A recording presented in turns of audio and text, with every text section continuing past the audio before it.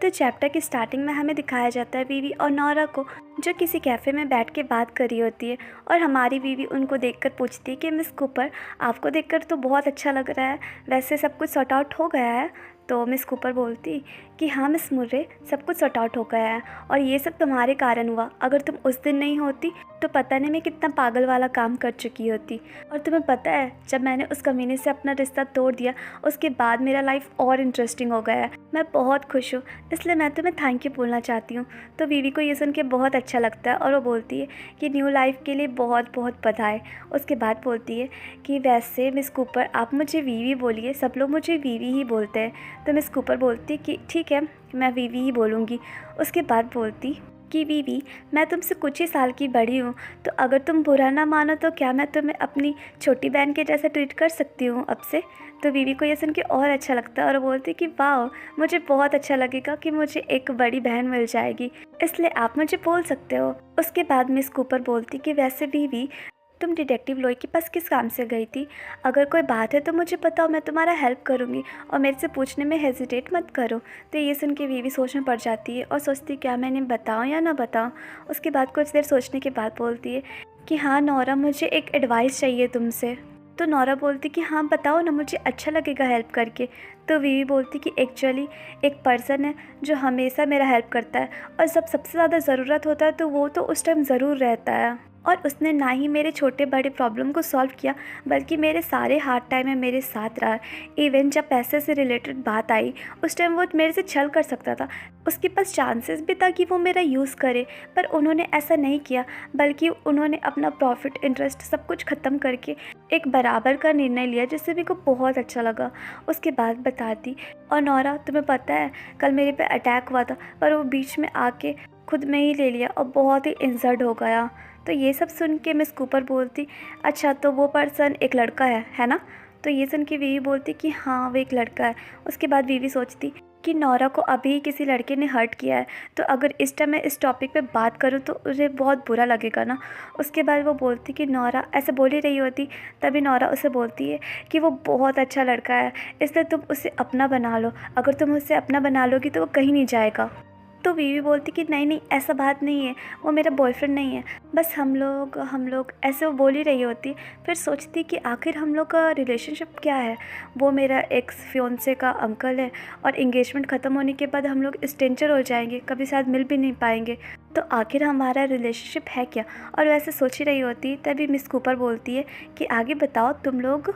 उसके बाद बोलती कहीं तुम ये नहीं बोलना चाह रही हो ना कि तुम लोग सिर्फ जस्ट फ्रेंड हो या फिर कुछ नॉर्मल? उसके बाद बोलती कि वैसे वीवी, जो लड़का तुम्हारे इतने बुरे बुरे टाइम में तुम्हारा हेल्प करता हो, मुझे नहीं लगता कि उसके दिल में कोई नॉर्मल फीलिंग्स होगा तुम्हारे लिए। उसके बाद मन में सोचती कि ये लड़की को अभी तक एहसास नहीं है कि वो उस लड़के से प्यार करती है। उसके बाद वीवी बोलती कि वो अभी हॉस्पिटल में है और मैं उससे मिलना चाहती हूँ, पर मुझे डर है कि अगर मैं वहाँ जाऊँगी तो कोई मुसीबत खड़ा कर सकती हूँ। उसके बाद वो वकील का बात याद करती है, जो कि उसे बोल रहा होता है कि इस टाइम तुम्हें जाना चाहिए, डिसीजन आज रात में नहीं उठेगा। उसके बाद ये याद करके वीवी सोचती है कि मुझे पता है कि वकील नहीं चाहता था कि मैं वहाँ पे रहूँ। तभी मिस कूपर बोलती है कि क्या उसने तुमसे कहा कि तुम वहाँ जाओगे तो मुसीबत खड़ा हो सकता है, या फिर तुम खुद से ऐसा सोच रही हो? तो वीवी बोलती कि नहीं, उसने कुछ नहीं कहा। तो मिस कूपर बोलती है कि उसने तुम्हारे लिए इतना कुछ किया है तो तुम अब हेजिटेट कर रही हो, वो भी ये सोच के कि तुम कुछ मुसीबत खड़ा कर दोगी। तुम्हें ये सब नहीं सोचना चाहिए और ऐसा सोच के तुम अनग्रेटफुल दिखा रही हो। और वीवी, मुझे लगता है कि तुम्हें उससे मिलने जाना चाहिए, तुम्हें ये सब नहीं सोचना चाहिए। तो वीवी बोलती कि नहीं, मैं ऐसा सोचना नहीं चाहती, बस मुझे ऐसा लगता है कि कहीं मैं बोझ ना बन जाऊं। तो मिस कूपर बोलती कि ऐसा सोचना नॉर्मल है और इतना चिंता करना भी नॉर्मल है, पर तुम ये सब मत सोचो और जाओ। उसके बाद बोलती कि तुम्हें पता है वीवी, अगर तुम्हारे दिल में किसी के लिए फीलिंग्स है और तुम उसे नहीं बताओगी यही सोच के कि कुछ बुरा हो जाएगा या कुछ भी सोच के, तो पता है आगे तुम बहुत बड़ा गलती करोगी, तुम उसे खो दोगी और हमेशा के लिए रिग्रेट में रहोगी। तो ये सुन के हमारी वीवी सोचती कि क्या रिग्रेट?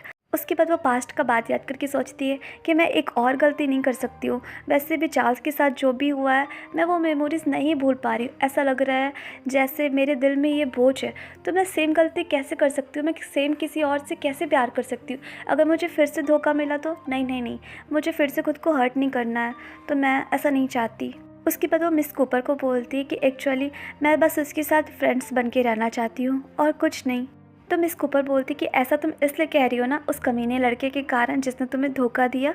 उसके बाद बोलती कि अच्छा बीवी, एक बात बताओ, अगर पानी तुम्हारे गले में फंस जाएगा तो क्या तुम दोबारा पानी नहीं पियोगी? पियोगी ना। तो रिलेशनशिप भी इसी तरह का होता है। अगर किसी ने तुम्हें धोखा दिया तो इसका मतलब ये तो नहीं हो गया ना कि ज़िंदगी ख़त्म हो गया और दूसरा इंसान भी वैसा ही हो। तुम दूसरे को चांस दो और पहला वाला गलती सीखो ताकि तुम दूसरा में रिपीट ना करो। सिंपल। और तुम्हें पता है बीवी, लाइफ बहुत छोटा है और इस छोटे से लाइफ में किसी ऐसे इंसान को ढूंढना बहुत मुश्किल है जो रियल में हमारे साथ है, जो लाइफ टाइम तक हमारा केयर करता हो और जिसके कारण हमारा दिल धड़कता हो। और ऐसा अगर कोई मिल जाए तो बस उसे अपने पास रख लो, उसे कभी दूर मत जाने दो। इसलिए बीवी, एक बार तुम अपने दिल की सुनो कि क्या तुम्हारा दिल उसे रखना चाहता है या उसे गिव अप करना चाहता है।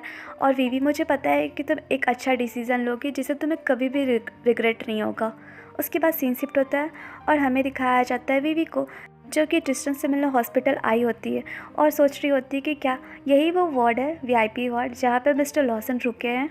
उसके बाद सोचती है कि वाह, यहाँ तो बहुत सारे लोग हैं, लगता है कि ये सारे मिस्टर लॉसन से ही मिलने आए हैं और उन्हें देखने आए हैं। फिर एक लड़की के पास जाकर बोलती कि एक्सक्यूज़ मी, क्या मिस्टर लॉसन यहीं पे रुके हैं और क्या आप लोग भी उन्हें ही देखने आई हो? तो एक गर्ल बोलती कि देखो, हम लोग लाइन में लगे हुए हैं तो बीच में तुमको घुसने नहीं देंगे या आगे भी घुसने नहीं देंगे। अगर तुम्हें उसे देखना है तो जाके पीछे लाइन में लगो।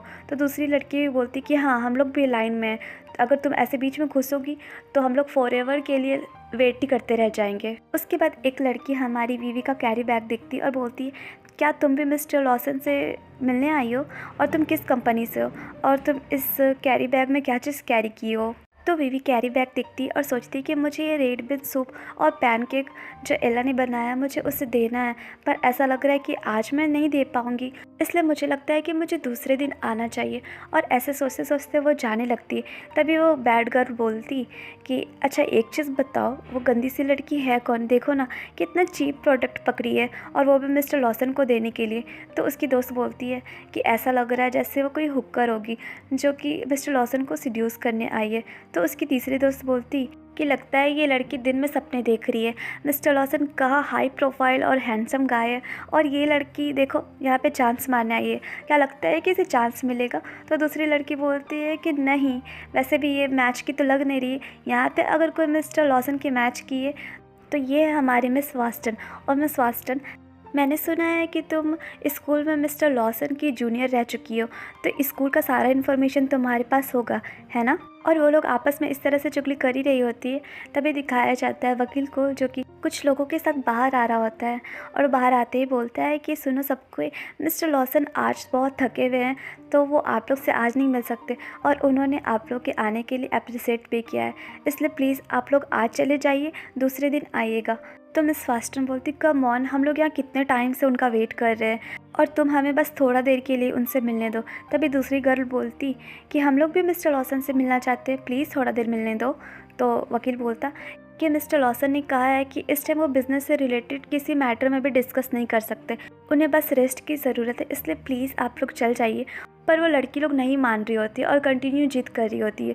तो वकील बोलता है कि अच्छा ये बताओ, तुम लोग तो आज उनसे मिल लोगी, उन्हें परेशान कर दोगी, लेकिन कल के दिन जब वो ठीक होके बाहर आएंगे और ऑफिस में कभी तुम उनसे टकराओगी तो वो क्या सोचेंगे? यही वो लड़की थी ना जो रेस्ट ख़राब कर दी और ज़बरदस्ती मिलने आई थी। अब बताओ, क्या तुम लोग ऐसा चाहती हो कि ऐसा सोचे वो? तो बेचारी लोग फिर कुछ बोल ही नहीं पाती और जाने के लिए रेडी होती है। तभी वकील देखता है कि बीवी है सामने, तो उसे देख के सोचता कि हाँ, ट्रिस्टन ने पहले ही प्रेडिक्ट कर लिया था कि मिस मूरे उसके पास ज़रूर आएगी, उससे मिलेगी और उससे बात करेगी। और देखो उसका प्रेडिक्शन सही हो गया, मिस मूरे आ ही गई। उसके बाद सोचता कि देखकर तो ऐसा लगता है कि ये ट्रिस्टन के लिए बहुत ही ख़ास है। उसके बाद वह मिस मूरे के पास जाकर बोलता है कि मिस मूरे तुम यहाँ पे आ गई, वैसे सॉरी, मैं उस दिन तुम्हें कॉल करना चाहता था पर मैं इतना बिज़ी हो गया कि मैं तुम्हें बता ही नहीं पाया कि ट्रिस्टन अब होश में आ गया है। तो बीवी बोलती कि कोई बात नहीं, मुझे पता है कि तुम भी बहुत बिजी हो गए, तो इट्स ओके। उसके बाद बोलती कि एला ने मिस्टर लॉसन के लिए फूड प्रिपेयर किया है, तो क्या आप उनके तक ये फ़ूड पहुंचा दोगे? और मिस्टर लॉसन इस टाइम रेस्ट पे है ना, और वो नहीं चाहते कि कोई उन्हें डिस्टर्ब करे, इसलिए अब मैं घर जा रही हूँ। तो वकील बोलते कि रुको रुको मिस मुर्रे, तुम ये फ़ूड उन तक खुद ही पहुंचा दो, उन्हें बहुत अच्छा लगेगा। और मन में सोचता कि तुमसे मिलने के लिए उसने सारे लोगों को जल्दी जल्दी भगा दिया, यहाँ तक कि इन लोगों को भी भगा रहा है। तो गाइस चैप्टर यहीं पे एंड हुआ, और आप लोग मुझे कमेंट करके ज़रूर बताइएगा कि अब आप लोग को ये स्टोरी कैसी लग रही है और आपके अकॉर्डिंग आगे क्या हो सकता है। और प्लीज़ चैनल को लाइक शेयर सब्सक्राइब कीजिए। Bye bye.